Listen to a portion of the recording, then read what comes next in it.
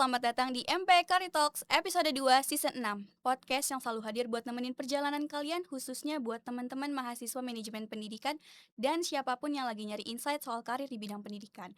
Wah, nggak kerasa ya kita udah sampai di episode 6. Dan buat kalian yang baru pertama kali nonton, halo, aku Fitri Akhairunisa yang bakal nemenin kalian sebagai host di episode kali ini. Nah, di episode kali ini kita bakal ngobrolin tema yang super penting dan relevan banget nih buat kita semua, yaitu Beyond the Degree. Apa yang dosen cari dari lulusan manajemen pendidikan? Karena jujur ya, Sobat Empers, kita tuh terlalu sering fokus sama IPK, pengen cepet-cepet lulus, ngejar nilai bagus, tapi ternyata ada hal-hal lain yang sama pentingnya nih, atau bahkan mungkin lebih penting dari sekedar angka di transkrip nilai kita. Dan untuk nemenin kita ngobrolin hal yang super seru banget ini, kita udah kedatangan tamu yang istimewa banget nih. Beliau adalah dosen kita di manajemen pendidikan. Mari kita sambut Ibu Dr. Evita Soraya, MPD. Selamat datang Ibu. Terima Senang kasih. banget Ibu bisa hadir di sini hari ini. Ya, Gimana kabarnya Bu? alhamdulillah baik dan sehat. Caca sehat ya? Alhamdulillah sehat Bu. Alhamdulillah. Baik Bu Evita, sebelum kita masuk ke pertanyaan yang lebih dalam nih Bu, boleh dong Ibu kenalin ke Sobat Empers siapa sih Bu Evita Soraya itu biar Sobat Empers yang di rumah bisa kenal lebih dekat sama tamu istimewa kita hari ini. Oke, saya menyapa ya buat semuanya. Assalamualaikum warahmatullahi wabarakatuh. Perkenalkan, saya Evita Soraya, dosen manajemen pendidikan Fakultas Ilmu Pendidikan Universitas Negeri Jakarta.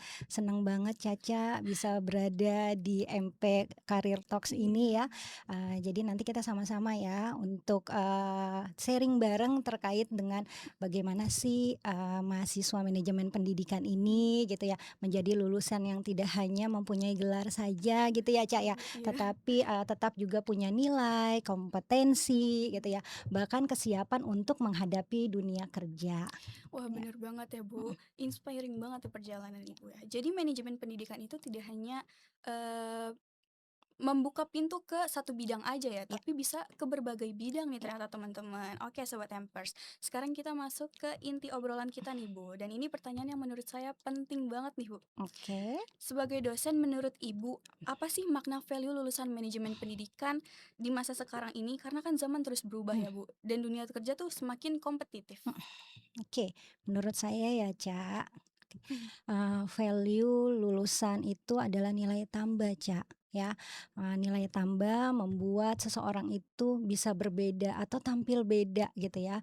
Jadi bukan hanya, karena mempunyai ijazah saja, tetapi memang, mahasiswa itu punya kemampuan, entah itu kemampuan dari segi sikapnya, entah itu dia bisa memberikan kontribusi nyata Mhm. ya.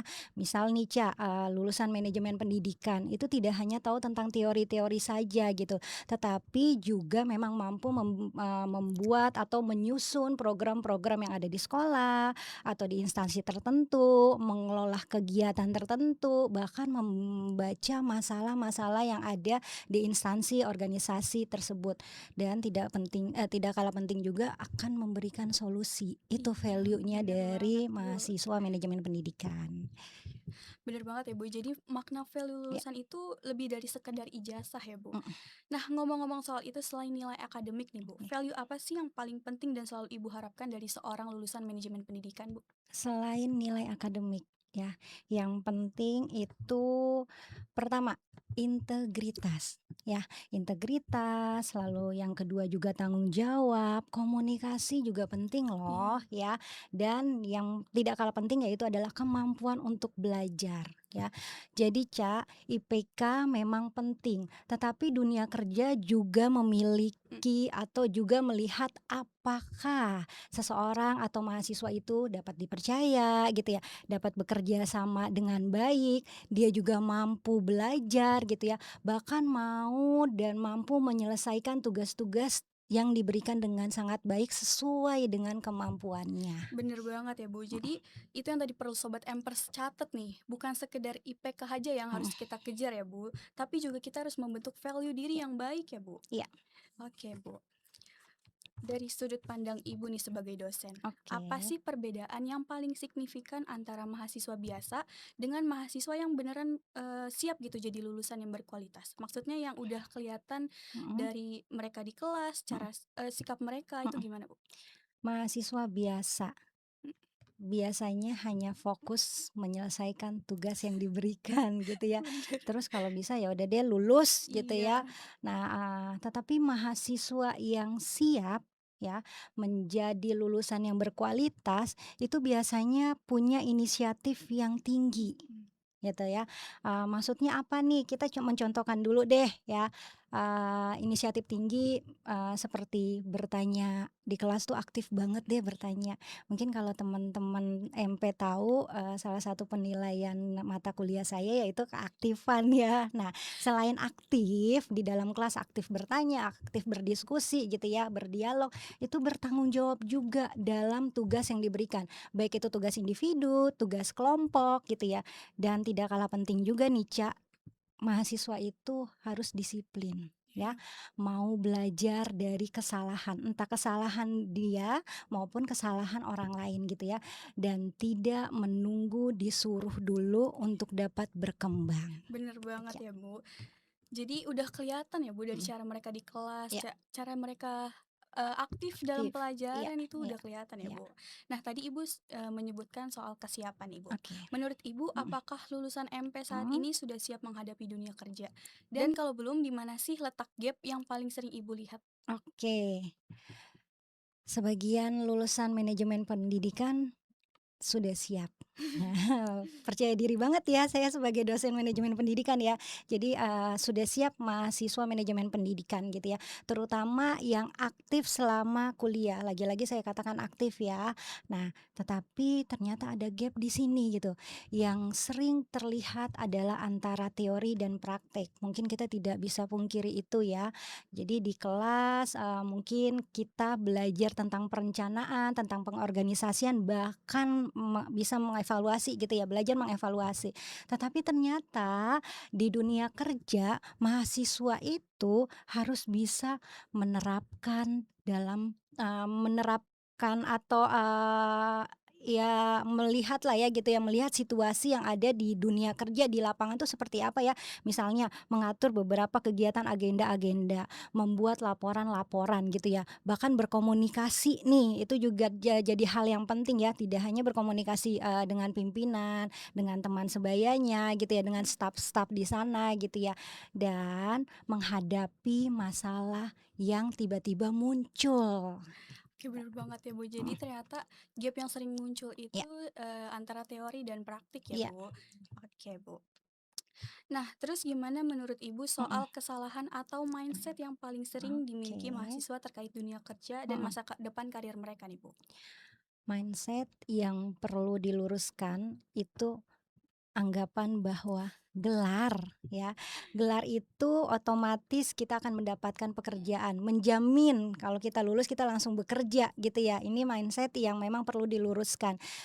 Sekarang kita, dunia kerja ini itu tidak hanya, melibatkan, atau melihat dari gelar saja teman-teman, tetapi juga dari skill ya, bukan hanya skill tapi dari pengalamannya gitu ya. Lalu dari sikapnya, bahkan dari kemampuan mereka menyelesaikan suatu masalah, ya. Jadi kesiapan karir itu jangan dimulai dari semester akhir, tetapi dari sejak awal kuliah. Aduh, relate banget ya, Bu, kayak ditampar tapi menyehatkan ya, Bu. Hmm. Ini beneran penting banget buat sobat Empers catat nih ya, Ya, karena, eee, kita bisa memulai membangun skill itu dari awal semester ya, iya, Bu. dari awal Iya, masuk, dari awal kuliah masuk ya, kuliah. bukan akhir.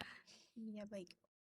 Nah, ini pertanyaan yang sering bikin debat nih, Bu. Oke, apa? Seberapa penting sih Hmm. sebenarnya IPK Oh, dibandingkan dengan pengalaman, oke. skill, dan attitude di dunia kerja saat ini? Karena masih banyak mahasiswa yang beranggapan kalau Hmm. IPK tinggi itu sama dengan sukses. Tapi Hmm. banyak juga yang bilang kalau IPK itu udah nggak serelevan dulu tuh, Bu. Hmm. Bagaimana menurut Ibu? Oke, berkaitan dengan IPK lagi-lagi ini nilai ya, kalau nilai kan udah deh campur tangannya udah nggak siapa-siapa deh, itu campur tangan dari dosen yang bersangkutan kan. Nah IPK tetap penting ya, karena IPK itu menunjukkan keseriusan belajar si mahasiswa itu sendiri. Tetapi teman-teman ternyata IPK bukan satu-satunya penentu ya. Nah mahasiswa yang ideal itu mahasiswa yang mempunyai akademik baik gitu kan ya. Lalu, bukan hanya baik baik saja, tetapi juga, pengalaman-pengalaman dalam berorganisasi ya, entah itu magang gitu kan ya, entah itu dia freelance gitu ya, atau, mereka juga siap untuk, kemampuan berkomunikasi dengan baik. Literasi digitalnya Iya. pun juga ya zaman sekarang, bahkan dari dulu sampai sekarang hingga nanti ke depannya, attitude pun juga diperhatikan gitu ya. Wah, baik, Bu. Jadi IPK Mhm, itu yang, perlu iya dijaga ya, Bu, iya tapi bukan satu-satunya yang harus kita kejar nih, karena dunia iya kerja nggak ngelihat kita dari IPK aja ya, iya Bu, ngelihatnya dari skill kita, kemampuan iya kita sendiri ya, Bu. iya, Oke, sekarang kita masuk ke topik yang super relevan nih, Bu, soal apa? era digital dan AI nih. Soalnya kan AI Oke, sekarang udah berkembang pesat banget nih di mhm, mana-mana, bahkan di dunia iya pendidikan sendiri iya udah masuk ya, Bu. iya, Dan kita lihat juga banyak pekerjaan-pekerjaan yang sudah digantikan oleh AI. mhm, Nah, betul, menurut Ibu, di iya, era digital dan perkembangan mhm, AI yang pesat saat ini, iya. kompetensi apa yang wajib dimiliki oleh lulusan manajemen pendidikan agar tetap relevan atau bahkan bisa lebih unggul daripada AI sendiri? Karena banyak mahasiswa yang khawatir kalau nantinya pekerjaan mereka tuh tergantikan sama Tergantikan. AI nih, Bu. Oke, di era digital atau, dan AI ya gitu, lulusan manajemen pendidikan itu harus punya literasi digital ya, bukan hanya literasi digital, literasi data pun juga penting gitu ya, dan kemampuan-kemampuan berpikir kritis. Jadi AI itu bisa kok membantu pekerjaan kita gitu ya, misalnya membuat draft-draft sederhana gitu kan ya, bisa menganalisis secara sederhana juga gitu ya, bahkan mencari ide-ide gitu ya. Aduh, kepentok ide apa ya?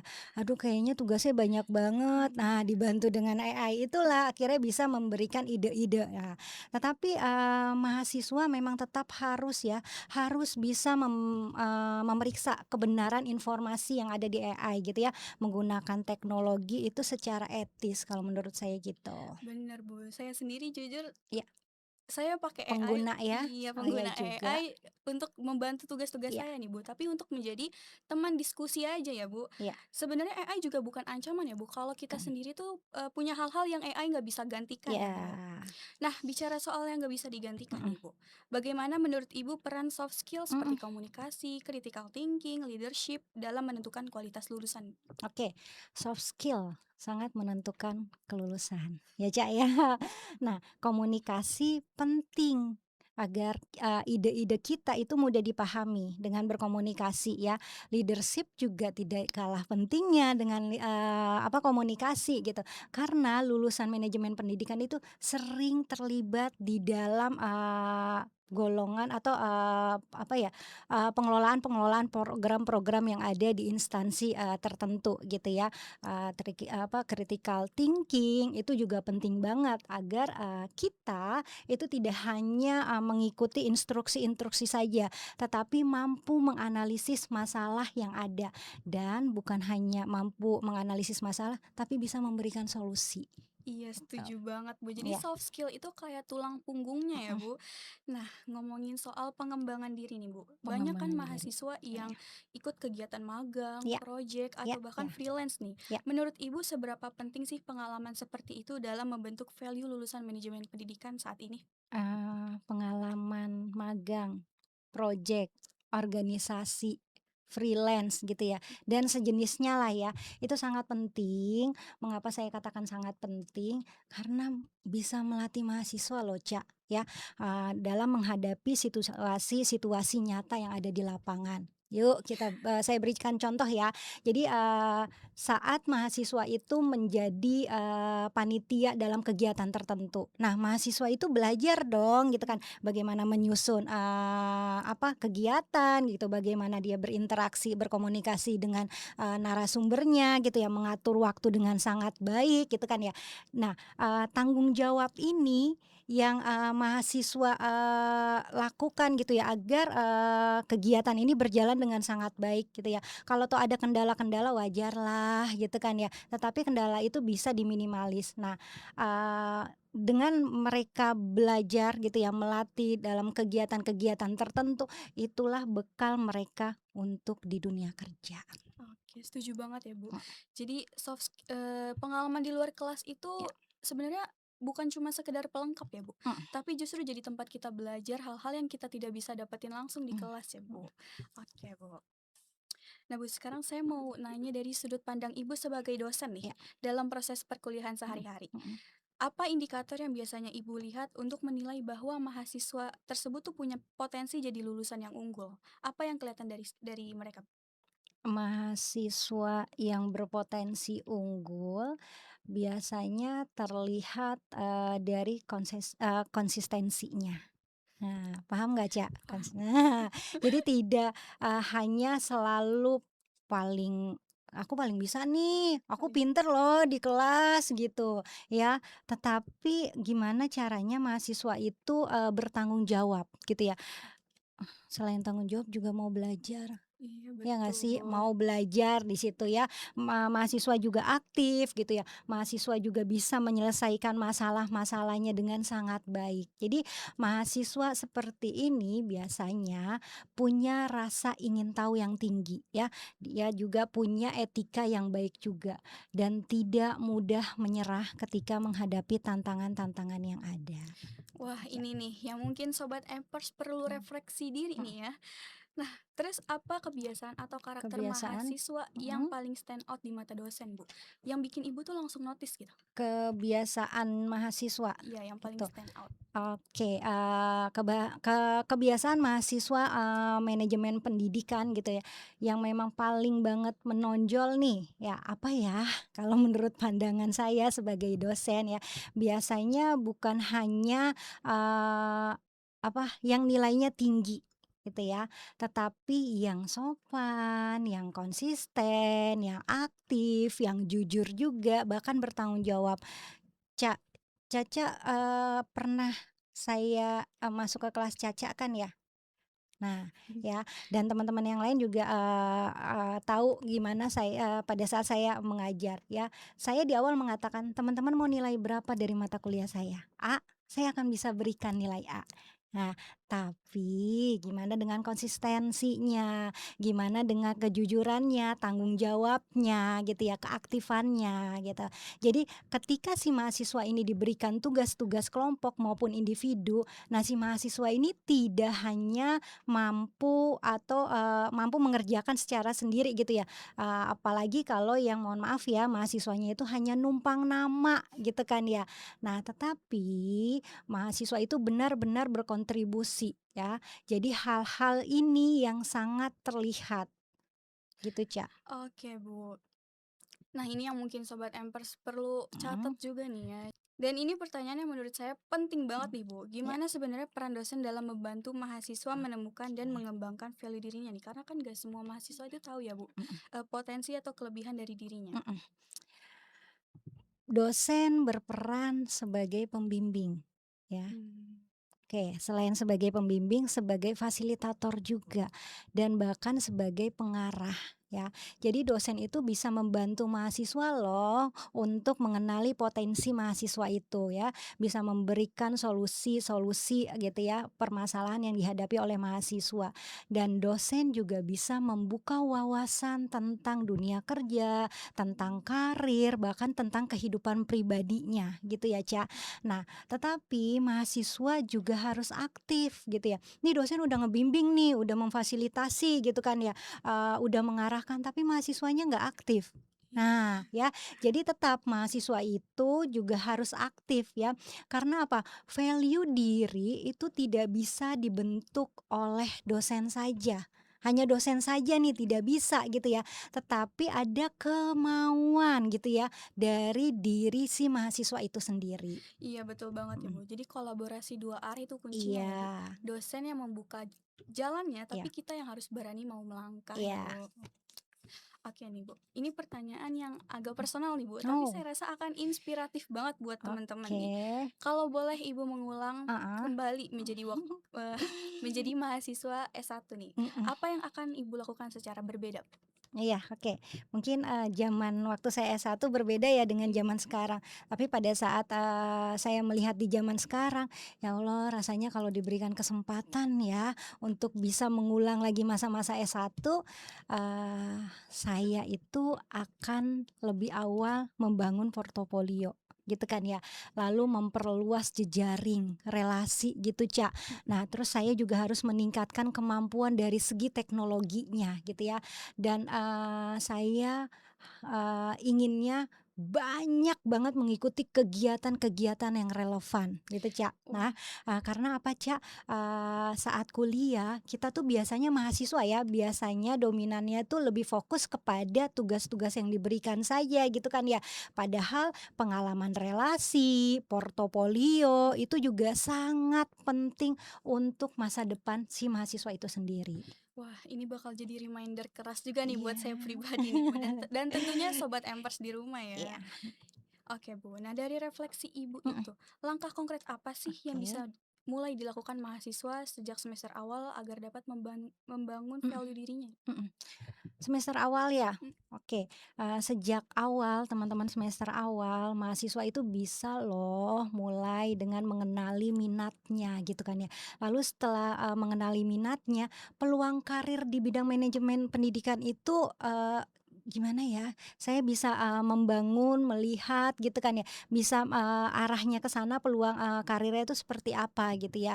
Dan, mahasiswa harus aktif. Aktif apa? Aktif membaca, Ca. Nah, tapi bukan hanya aktif membaca, tapi juga aktif berdiskusi loh gitu ya.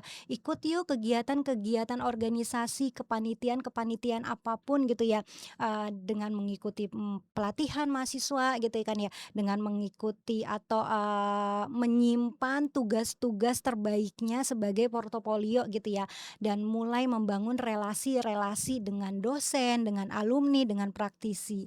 Jadi kalau mahasiswa manajemen pendidikan diajak untuk menjadi anggota penelitian dan pengabdian masyarakat, dosen jangan nolak, ikut. Cak, jadi, anggota mahasiswa ya untuk penelitian pengabdian saya di 2026, Caca langsung, "Siap Bu, mau," gitu, semangat gitu ya. Karena itu bisa membangun atau, menjadi portofolio, Caca, Cak, gitu ya. Jadi, kan kalau penelitian pengabdian masyarakat, dosen ada luarannya nih, Cak. mhm, Nah, luarannya misalnya contohnya buku gitu kan ya, atau haki gitu ya, hak kekayaan intelektual ya, atau jurnal, masuk ke jurnal mana gitu. Nah, portofolio itulah gitu. Jadi Caca ada haki gitu kan ya, ada masuk jurnal mana, nama Caca ada. Dan bentuk, digital itu akan seumur hidup, melekat di kita gitu betul banget ya ya. Bu. Jadi dari semester awal tuh kita bisa mengembangkan diri dulu ya Ya, Bu, dari ikutin awal. kegiatan-kegiatan yang Betul, relevan buat nah, portofolio ya Bu. mhm mhm. Nah oke nih, ini pertanyaan terakhir sebelum closing nih Bu. Oke, Banyak mahasiswa yang ngerasa jalan tanpa arah selama kuliah. Nggak oke, tahu passionnya mau kemana, nggak tahu arahnya mau kemana. Menurut Ibu, bagaimana cara mahasiswa menemukan arah dan potensi dirinya? oke. Ya, jadi, ini pertanyaan terakhir nih, kayaknya kok cepet banget ya. Iya, Iya. ada lagi nanti Bu. Oh, Sebelum oke. closing, sebelum Oke closing. oke oke. Eee, jadi cara menemukan potensi ya, potensi diri gitu ya, dengan mencoba, banyak, ini ya, pengalaman-pengalaman gitu ya, terus melakukan refleksi-refleksi gitu. Contohnya apa sih, Cak? Ya, apakah kita nih lebih nyaman gitu ya di bidang, manajemen pendidikannya, atau lebih nyaman di bidang administrasi pendidikannya, atau di bidang, pengembangan SDM-nya gitu, Cak, ya. Nah, atau juga sekarang, mahasiswa banyak juga ya yang, sekiranya nyaman dengan dunia kehumasan, riset gitu ya, Cak, ya. Terus lalu, mengelola program-program yang ada, bahkan banyak juga loh yang mereka tertarik di kewirausahaan pendidikan. Ada ya mata kuliah Iya, kita itu keren. ya. Iya, Nah, dari, pengalaman itu biasanya kita nih mulai tahu mana minat kita gitu ya, mana kekuatan kita tuh mau arahnya kemana tuh tahu, Cak. iya bener ya Bu. Mhm Jadi kuncinya itu mhm. berani buat mencoba dan jujur sama diri sendiri ya Ya, Bu.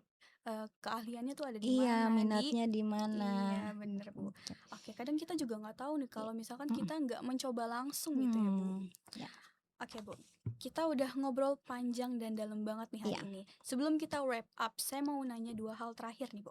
Yang oke. pertama, menurut Ibu, apa satu hal yang paling penting yang harus dimiliki oleh lulusan MP agar bisa beneran beyond the degree nih Bu? Kalau cuman boleh satu hal, apa itu Bu? Oke, menurut saya kuncinya adalah mampu memberikan dampak. Gitu, Cak, ya. Jadi, beyond degree artinya apa, Cak? Tidak berhenti pada gelar saja ya, tetapi mampu menunjukkan kompetensi, mampu menunjukkan integritas, mampu menunjukkan kontribusi nyata.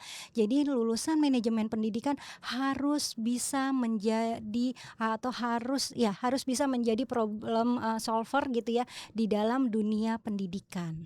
Wah, itu kalimat yang bakal saya terus ingat sih Mhm, Bu. Dan yang terakhir, iya, apa pesan Ibu buat mahasiswa manajemen pendidikan iya. agar tidak hanya lulus, tapi beneran menjadi lulusan yang berdampak dan berdaya saing? Oke, pesan saya untuk mahasiswa lulusan manajemen pendidikan, jangan jadikan kuliah hanya sebagai jalan mendapatkan ijazah gitu ya. Tapi, di masa kuliah gitu ya, yuk buat ruang nih, ruang untuk bisa, membentuk dirinya gitu ya. Bangun karakter, perluas wawasan ya, terus, latih nih komunikasi gitu ya. Jangan lupa juga kuasai teknologi gitu. Cari pengalaman-pengalaman dan jaga integritas. Nah, karena lulusan yang baik itu bukan hanya untuk cepat lulus saja gitu ya, dapat ijazah, tetapi, yang siap berkontribusi dan memberikan manfaat untuk banyak orang, Wah, gitu, terima Cak. kasih banyak Bu Evita, benar-benar dapat banyak banget insight berharga nih dari obrolan kita hari ini. Dari soal makna value lulusan, mindset yang harus kita ubah, skill yang harus kita bangun, Mhm, sampai tadi langkah konkret yang perlu kita mulai dari sekarang ya iya, Bu. Semuanya super iya. appreciable buat kita semua nih. Dan semoga ini bisa jadi bekal yang nyata buat kita semua ya Sobat Empers. Oke Sobat Empers, itulah tadi obrolan seru kita bersama Ibu Evita Soraya yang udah sharing banyak banget nih hari ini.